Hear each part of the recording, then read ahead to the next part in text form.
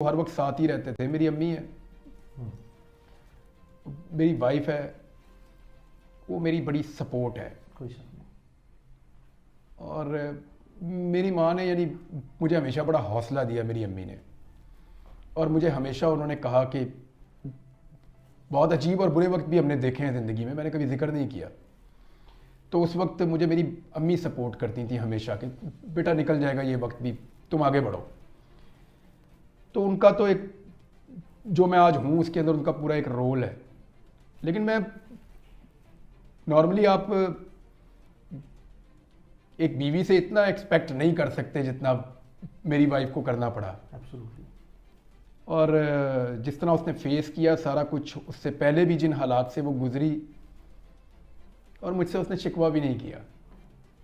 अभी जब मैं आया वापस तो उसने मुझे, यानी मैं अभी थोड़ा बोल नहीं पा रहा था, मुश्किल थी बोलने में। अभी भी अगर थोड़ा कोई प्रॉब्लम हो तो मैं माजरत चाहता हूँ, मैंने पहले भी कहा।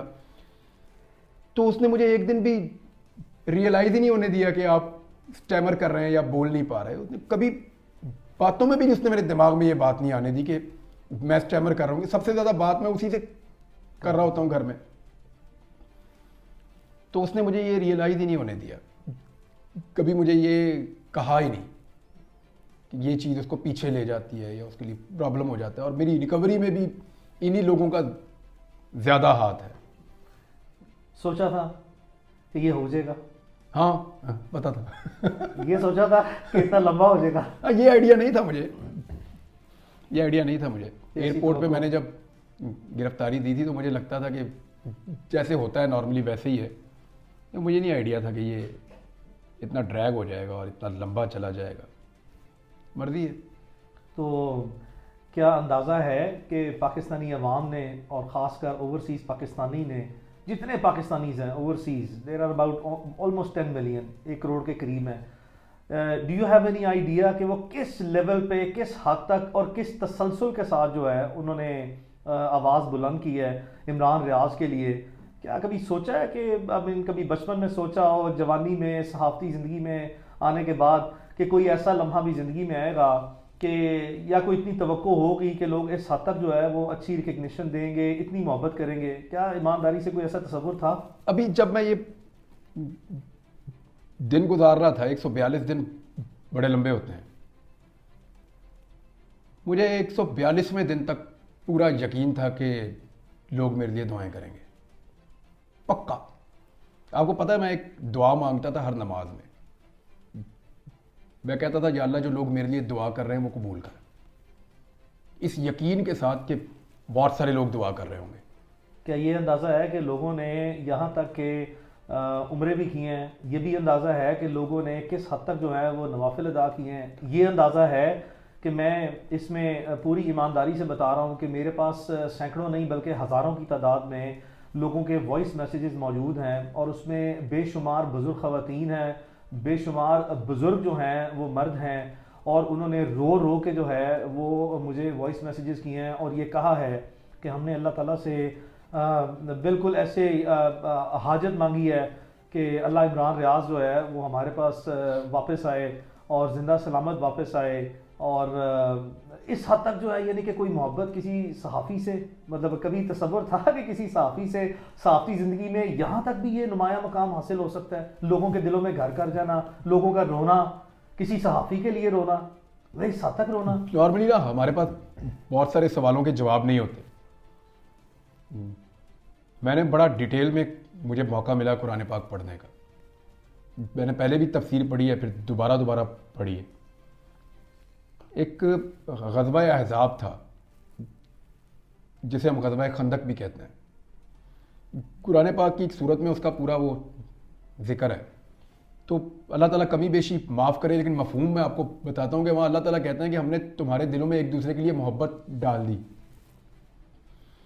और अगर तुम दुनिया भर की दौलत भी खर्च कर देते ना तो ये नहीं कर सकते थे। तो जो ये है ना, ये अल्लाह ताला की तरफ से होता है।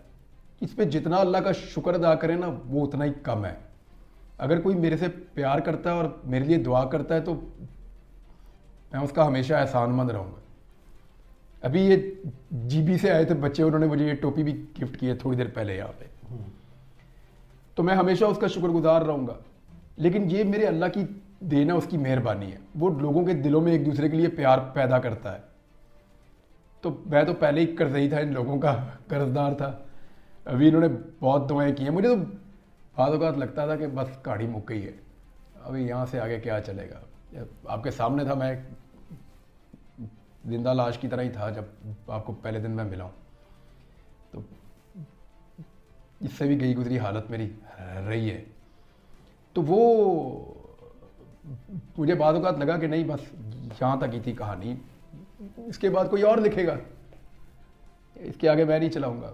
दिल में और रब जाने, उसका काम जाने। दिल में कोई वसवसा आया कि मैं शायद कभी वापस ना आ जाऊं? यही मैं आपको बता रहा हूँ कि मेरे दिल में ये बात आती थी बीच बीच में। फिर कभी आती थी कि नहीं मैं चला जाऊंगा वापस, कभी आती थी कि नहीं मैं नहीं जाऊंगा। तो ये इस तरह वो देखिए, आपके जो 24 घंटे होते हैं ना, वो बड़े लंबे होते हैं। मुझे पहले पता ही नहीं था। अब आगे एहसास ज़्यादा हुआ है, इसमें कोई शक नहीं है। पता ही नहीं था कि 24 घंटे कितने बड़े होते हैं। तो ये भी आइडिया है कि पूरी दुनिया में ओवरसीज़ पाकिस्तानीज़ का जो इफेक्टिव रोल रहा है, उसमें बहुत सी दुनिया के जो गवर्नमेंट के और अपोजिशन के, इंटरनेशनल कम्युनिटी में, यूएस में, यूके में, ऑस्ट्रेलिया में बेशुमार कांग्रेसमैन हैं, पार्लियामेंटेरियंस हैं, सेनेटर्स हैं, इंटरनेशनल कम्युनिटी में, उन्होंने भी पाकिस्तान में फ्रीडम ऑफ स्पीच और पर्टिकुलरली इमरान रियाज खान के लिए जो है वो इतनी आवाज़ें उठाई हैं। ऑब्वियसली किसी का इम्पैक्ट या किसी का इफेक्ट कुछ थोड़ा है या ज़्यादा है या बहुत गहरा है, you never know. I mean what is the outcome of those exercises, but at least जो है वो उन्होंने जितनी भी अपना रोल प्ले करने के लिए इमरान रियाज के लिए आवाज़ उठाई है। क्या इसकी भी कभी कोई एक्सपेक्टेशन थी कि बात यहाँ तक भी पहुँचेगी, ओवरसीज़ पाकिस्तानी इस लेवल पे जो है वो अब इफेक्टिवली जो है जो उनके बस में है और जिस तरीके से वो मोबिलाइज कर सकते हैं अपने रिसोर्सेज को इस तरह के हॉस्टाइल सर्कमस्टांसेस में, वो ये भी कर जाएंगे। तो इंटरनेशनल कम्युनिटी में जितने इस तरह के पार्लियामेंटेरियंस हैं वर्ल्ड वाइड, उन्होंने भी जो है जो किरदार अदा किया, उनके लिए क्या पैगाम है? उन सबका बहुत शुक्रिया। वो मैं देखें, शुरू में तो मैं ये एक्सपेक्ट कर रहा था सभी करेंगे कि आवाज़ ज़रूर उठ रही होगी, लेकिन जब आपको 100 दिन गुजर जाते हैं तो आप सोचते हैं कि शायद लोग मुझे भूल रहे हैं। आपके दिमाग में ये बात आती है, आप ये सोचते हैं कि शायद लोग मुझे भूल रहे हैं। और यानी आप अपना नाम ही ना सुने, अगर इतना अर्सा कोई आपको आपके नाम से बुलाए ही ना। जब मैं घर आया तो मुझे मेरे नाम से जब बुलाया, मुझे बड़ा अजीब उस दिन लगा। मेरे अम्मी अब्बू से मैं मिला तो मुझे ये फील हुआ कि ये मुझे एक्सपेक्ट नहीं कर रहे थे कि ये ऐसे वापस आ जाएगा। मुझे ये फील हुआ उनसे मिलने के बाद। तो जिन लोगों ने आवाज़ उठाई, मुझे ऐसा लगता था कि लोग ज़रूर आवाज़ उठाएंगे हक बात के लिए कि भी बंदा किधर गायब हो गया। मुझे लगता था कि लोग आवाज़ उठाएंगे, दुआ करेंगे, ये तो मुझे पक्का पता था कि लोग बहुत दुआ करेंगे। आवाज़ उठाएंगे मुझे ये भी पता था, किस लेवल पे उठाएंगे मुझे इसका अंदाज़ा नहीं था। कुछ चीज़ें मुझे मेरी वाइफ ने, कुछ मेरे घर वालों ने, कुछ दोस्तों ने, मेरी टीम के लोगों ने, और बहुत सारी चीज़ें आपने मुझे बताई कि ये बाद में लोगों का रद्द-ए-अमल था। तो जिन लोगों ने भी इसके लिए आवाज़ उठाई, मैं उन सबका बहुत शुक्रगुजार रहूँगा। तो जो पाकिस्तान के लीड एंकर पर्सन हैं, जिनसे सख्त नज़रियाती इख्तलाफ रहा है भी और रहेगा भी, उनमें बहुत से ऐसे नाम हैं जो मैंने बज़ाते खुद मुशाहिदा किया through out this entire period of. इसका कोई जस्टिफाई इसको कर ही नहीं सकता कोई भी हो।